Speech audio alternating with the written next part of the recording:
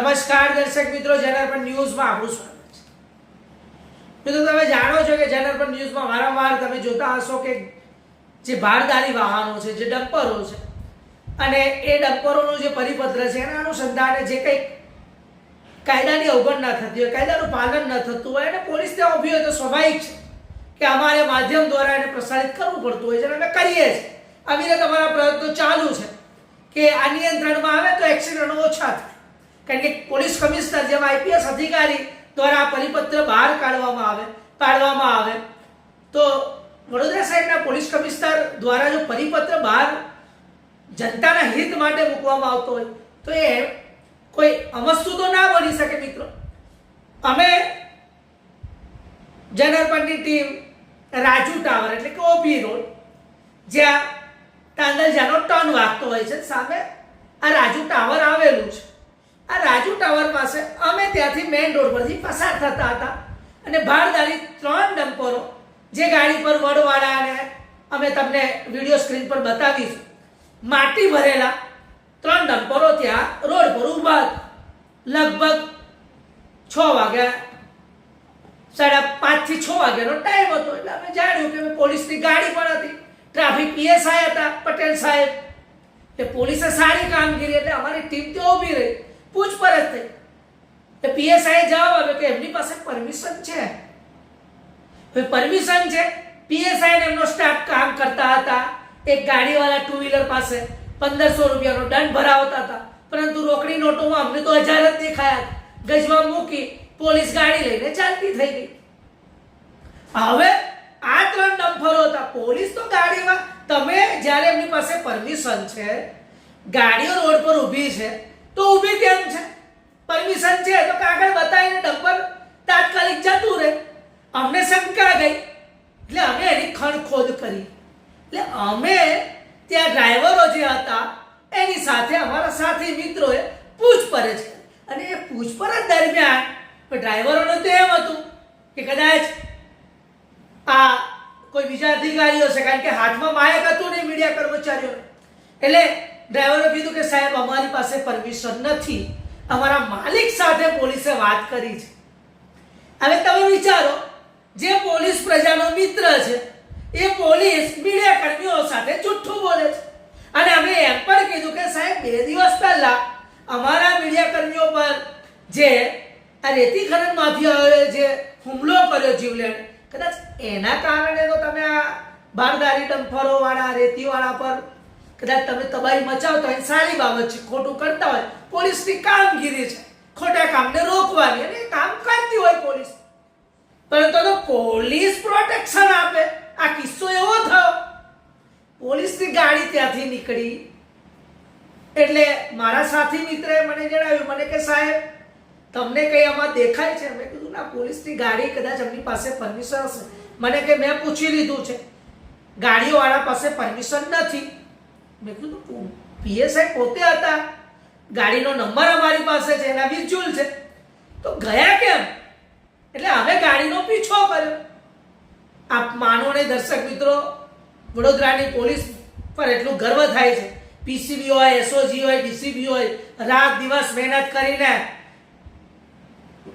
કોતરોમાં હોય, જમીનમાં દાટેલો દારૂ હોય કે ગુનાહિત ડ્રગ્સ માફિયા ગમે તેવા હોય, એને પકડી લાવતી, કલકત્તા જાય, દિલ્હી જાય, રીડા ગુનેગારોને પકડવા માટે આ સ્ક્વોડ વાળા ક્યાં ક્યાં જતા હોય છે અને જીવના જોખમે પકડીને લાવતા હોય છે। સલામ છે આ વડોદરાના 3 સ્ક્વોડને, પરંતુ જેની નોકરી છે સ્થાનિક, એ ટ્રાફિકના પીએસઆઈ ગાડી લઈને જાણે એમને ગાડી વારસામાં મળી હોય એમ આટા મારે છે। અને વધુ તમને જણાવતા ચોંકાવનારી વાત એ છે, અમે ત્યાંથી એ પોલીસ ગાડીનો પીછો કર્યો એટલે અમારા સાથી મિત્રોએ એને કેમેરામાં એ દ્રશ્યો કેદ કર્યા ગાડીની પાછળ તો પીએસઆઈ શિવાજી ચોક, જે મુજ મોડા લાગે છે, એ શિવાજી ચોકથી ગાડી સાઈડ પર કરે છે કે પેલા બે ભાગી ગયા। એટલે અમે પાછા થોડા હોશિયાર તો ખરા મીડિયા એટલે અમે લાલબાગ બાજુ જવા દીધી ગાડી, એટલે પીએસઆઈ ને એમ ક્યાં તો જતા રહ્યા, એટલે અમે પાછી ગાડીને ટર્ન મારીને પાછા આવ્યા તો પીએસઆઈ બિંદાસ સરકારે આપેલી મફતની ગાડી હોય, કારણ કે પ્રજાના પૈસાથી ચાલે છે, એમના ગજવાના રૂપિયા તો જતા નથી. એટલે બિંદાસ હાથ કરી અને પેલા માટીવાળા જોડે લાઇસન્સ ચાલતું હોય એવા ટેલિફોનિક વાતો ચાલતી હોય એવી અમને શંકા ગઈ. એટલે અમે મુજમોડાથી આગળ જઈને જે અક્ષર ચોક સર્કલ છે ત્યાં ઉભા રહ્યા. પીએસઆઈ બ્રિજ ચડાવી દીધો. ત્યાં તો બીજા 2 ડમ્ફર આવ્યા. પેલા 3 ડમ્ફરનું લાઇસનિંગ પીએસઆઈ કરતા હતા, ત્યાં તો બીજા 2 ડમ્ફર આવ્યા. હવે તે ટ્રાફિક પોલીસ ઉભેલા બિંદાસ ગજવામાં હાથ મૂકે. પેલા 2 ડમ્પર ત્યાં જાય છે. અમારા કેમેરામેન કેમેરામાં બધા દ્રશ્યો કેદ કરે છે. તેમ છતાં પેલા ટ્રાફિક જે જવાન છે આ ડમ્પરોને રોકતા નથી. સીટીઓ મારે છે. પેલા બાઈકો વાળા પાસે પીયુસી નું પૂછે છે, લાયસન્સ નું પૂછે. ઓ ભાઈ, આ 20-25 ફૂટ મોટી ગાડી આવી છે અને આખી માટીથી ભરેલી છે, ખુલ્લી ગાડી છે. આમાં કોઈ પણ જાતનું કપડું મારેલું નથી. પરમિશન છે કે નહીં એ તો ભગવાન જાણે. તમે એને ઊભી રાખી પૂછો તો ખરા. તમારી ડ્યુટી જે તમને સરકારે જે નોકરી માટે તમને જે નિયમિત લીધેલા છે આ જનતાની સેવા કરવા માટે, તમે પૂછો તો ખરા. અમને જોઈને એક્ટિંગો કરે છે. આ ટ્રાફિક જેની નોકરી હશે અમને બતાવીએ છે વિડીયોમાં, તમે જોઈ શકો. એમની એક્ટિંગને સલામ છે. લોકોને સરકારી નોકરી નથી મળતી ભાઈ, અને તમને સરકારી નોકરી મળે. વડોદરા શહેર પોલીસ કમિશનરને અમે લેખિતમાં આપીશું અને આ સમગ્ર ઘટના પર આ લોકોએ આ 5 નંબર જે તારીખનો વિડીયો છે એના ટાઈમિંગ સાથે જે અમે બતાવીશું કે આ 5 નંબર, કારણ કે 3 નંબરના નંબર તો છે, એની પર ફરિયાદ કરી છે કે નહીં, કેમ જવા દીધા, તમારા સગાવાળાના છે ભાઈ કે તમને ટેબલ નીચે મળે છે કે ઉપર મળે? તમે એનું લાઇસન્સ કર્યું, તમે ગાડીની પાછળ જાણે સરકારી ગાડી તમારા બાપની હોય એમ તમે નંબરની પાછળ જાઓ છો. ગાડીનો નંબર પણ અમે બતાવીશું સ્ક્રીન પર. એટલે અંધેરી નગરી ગંડુ રાજા જેવું કામ થઈ રહ્યું હોય એટલે વડોદરા શહેર પોલીસ કમિશનરને અને ખાસ કરીને ટ્રાફિકના જે ડીસીપી ને એસીપી ને કહેવા માંગીએ છે કે આ ઘટનાની તપાસ થાય અને જવાબદાર પીએસઆઈ છે એમની ઉપર એક્શન લેવામાં આવે.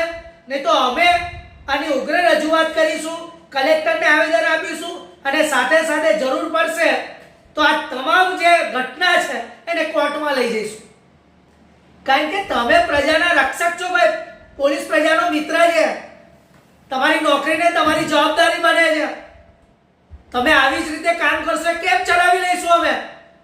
અને આ તમે એમ માનો છો કે દીવા નીચે અંધારું છે, આડા કાન કરશો એટલે અમે છોડી દઈશું? તમે પાછા અમને જે રોંગ સાઈડ આવે છે એનું 1500 રૂપિયા અમે મેમો આપીએ છીએ તોય સુધરતા નથી. મારી દો ને બેરિકેડ મારી દો, સીસીટીવી મૂકી દો. મૂકેલા જ છે ગાડી નંબર સાથે. કોર્ટના મેમો આપો 5,000 ના. ના, તમને રોકડીમાં ઇન્ટરેસ્ટ છે. તમે અમને સમજાવો છો. તમારું શું કામગીરી છે અમને બધી ખબર છે ભાઈ. એટલે આ પીએસઆઈ પટેલ એમને એવું લાગ્યું કે આ 2 જણ રસ્તે ચાલતા ગાડી લઈને ઉભા રહ્યા છે, હશે કંઈક. પણ એમને ખબર પડી ગઈ.